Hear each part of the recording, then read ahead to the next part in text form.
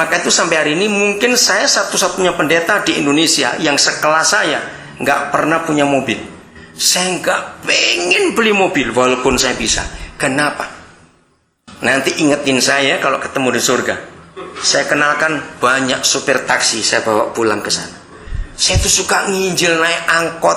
Saya itu seneng naik becak, di kota ada becak. Saya nggak suka dijemput oleh panitia. Hobi saya naik ojek supaya saya bisa nginjili mereka. Tanggal 29 Mei yang lalu, hari besar itu, saya naik ojek, saudara, dari Lembang sampai ke pintu tol Pastur. Saya naik ojek 1,5 jam. Sambil saya ngomong pada tukang ojek, saya pernah naik ojek dari Ciawi, sengaja saya turun situ sampai ke Puncak Pas untuk retreat. Saya ngomong, kenapa? Saya ingin saksi kepada orang-orang. Nah, kalau waktu itu kan tidak semua orang punya handphone, supaya saya bisa kontak. Kalau mereka nggak punya handphone, saya langsung keluarkan handphone saya. Baru, tapi bukan yang mahal-mahal, yang murah-murah aja. Dulu saya paling ingat yang paling saya banyak beli itu yang 3315 dulu. Kan murah zaman itu. Wah, saya beli banyak yang 3315. Saya bagi. Saya mau menjalin persahabatan dengan orang-orang. Maka itu di konteks saya handphone, sopir taksi banyak sekali. Dan mereka sering kontak saya. Tanya macam-macam. Saya nggak pernah bawa mereka jadi Kristen, tidak. Saya hanya kenalkan ada jalan kehidupan. Sudah berapa supir taksi yang dibaptis? Kalau mereka mau terus, saya akan teruskan. Tidak, saya nggak mau maksa. Menjalin persahabatan. Nah, lihat, apabila uang itu tidak bisa menolong kamu lagi, asal uang itu sudah dipakai untuk menjalin persahabatan, maka orang yang punya uang itu kalau mati ke surga. Ayo saya balik. Pegang dada supaya nggak ada yang stroke. Ya, jantung pegang, kepala juga, dalam nama Yesus pegang ya. Saya akan balik ayat itu. Kalau ada orang Kristen banyak uang, tapi nggak dipakai untuk penginjilan, menjalin persahabatan. Kalau uang itu nggak bisa nolong dia lagi, dia mati. Apa lawan katanya kemah abadi? Gak usah ragu-ragu. Nah, nggak berzina, tidak membunuh, tidak mencuri, tidak dendam, tapi pelit. Itu masuk neraka. Ayo, kapan uang yang kita terima dari Bapa di surga memberkati banyak orang? Matius 25, masih uang dulu ya.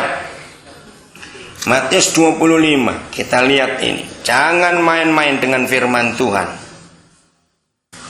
Matius 25, langsung ayat 45 atau 44, saya lihat dulu. Matius 25.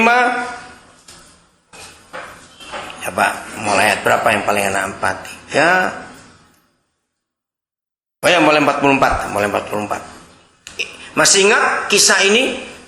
Apa judulnya kalau saudara baca Alkitab saudara? Penghakiman terakhir. Siapa sebelah kanan? Ayo, sebelah kanan hakim itu siapa? Domba. Sebelah kirinya siapa? Kambing. Nah, sekarang ini pertanyaan untuk kambing-kambing. Ya, ini orang Kristen saudara. Yang dihakimi itu orang Kristen. Oke? Lalu mereka pun akan menjawab dia, katanya, Tuhan, bila manakah kami melihat engkau lapar atau haus, atau sebagai orang asing, atau telanjang, atau sakit, atau dalam penjara, dan kami tidak melayani engkau? Kambingnya tanya, kapan kami lihat itu? Maka ia akan menjawab mereka, aku berkata kepadamu, sesungguhnya segala sesuatu yang tidak kamu lakukan untuk siapa? Salah seorang dari yang paling hina ini, kamu tidak melakukannya juga untuk aku. Kalau di dalam ayat 40-nya pakai tambahan saudaraku yang paling hina. Coba lihat ayat 40-nya, ada kata saudaraku yang paling hina. Nah, pertanyaan saya, yang paling hina di antara kita manusia itu yang di dalam gereja atau di luar gereja? Ayo, yang di dalam gereja atau di luar gereja? Pasti di luar. Kalau kita sudah di dalam berarti kita ini mulia karena ditebus oleh darah Yesus. Yang tidak kamu lakukan untuk saudaraku yang seorang dari yang paling hina ini. Saudara, saya kagum pada Tuhan Yesus. Di ayat 40 dia berkata seorang dari saudaraku yang paling hina. Di ayat 45 juga seorang. Saya tanya kepada saudara, seorang itu banyak atau sedikit? Nah, sedikit aja kita nggak pernah ngurus. Lihat, itu Tuhan Yesus. Dia minta satu-satu aja latihan. Saudara, saya mulai praktek ini tahun 81, saudara. Tahun 81 di daerah Kabupaten Nganjuk, di desa Balung Gebang, Jawa Timur. Saya praktekkan ini di antara orang-orang di hutan jati hidupnya. Dari tahun 81 sampai sekarang, saya praktekkan ini. Cari suara Yesus yang paling hina. Mulai sebulan satu, naik nanti 2 minggu satu, naik nanti jadi seminggu satu, dan seterusnya. Oh, nggak ada yang ngamen, pura-pura nggak dengar, pelit. Itu aja sudah. Mulai dari yang satu-satu itu dulu, cari sudah. Tanggal 30 Juni nanti, saya membiayai seorang asli anak Palembang Islam untuk kuliah. Saya ketemu dia tanggal 3 Mei yang lalu di pesawat. Saya belum ngomong soal agama, tapi dia tahu saya pendeta. Perjalanan kesini tadi dia masih SMS saya tanya, gimana persiapan tesmu? Saya sudah persiapan baik. Ya udah. Dia berkata, Papa doakan saya. Namanya Junjung Kurniawan. Asli orang Palembang. Saya baru ketemu dia 3 kali. Tapi kalau dia ada apa-apa, dia pasti kontak saya, minta saya doakan. Ya saya doakan dalam nama Yesus, karena dia tahu.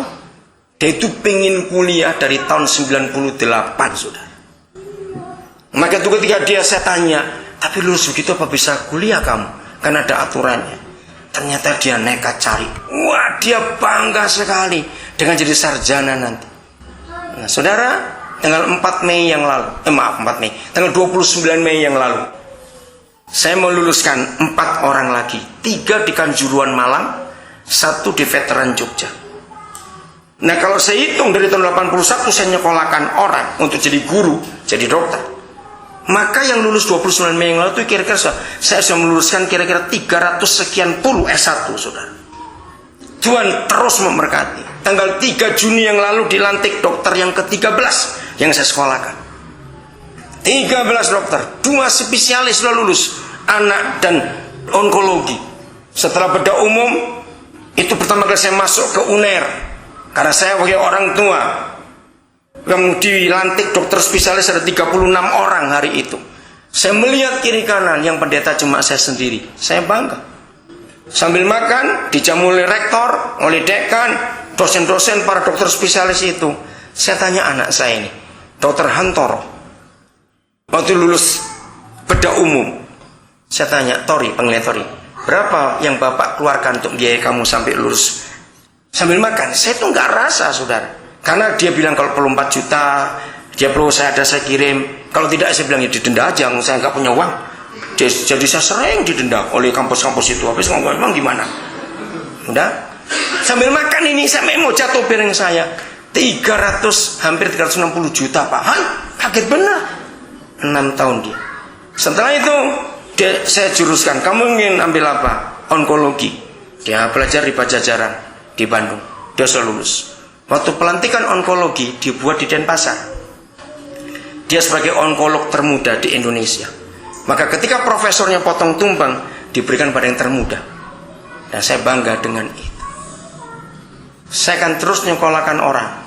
Itu cara saya menggunakan uang untuk menjalin persahabatan. Nah, dengan itu, saudara, kami bisa mendirikan sekolah-sekolah gratis sampai hari ini. Karena guru-gurunya ya dari anak-anak kami yang kami biayai itu. Sekolah gratis, pakai asrama. Sekolahnya nggak cuma sekolah, pakai asrama. Jadi makan, minum, obat, pakaian, sepatu, buku gratis semua. Di Papua kami buat itu. Jadi saya bisa buktikan bahwa ayat ini bisa dipercaya dan buktinya sampai hari ini. Agustus 2 bulan lagi, itu pasti 38 tahun saya hidup dengan cara ini. Maka itu jangan takut, belajar untuk bisa bersyukur, gak usah khawatir. Saya boleh bangga karena kebenaran bisa dinyatakan. Katakan amin. Oke, lanjut. Masih Matius 25 ini ya, supaya kita tahu. Jadi ingat ayat 45 tegurannya.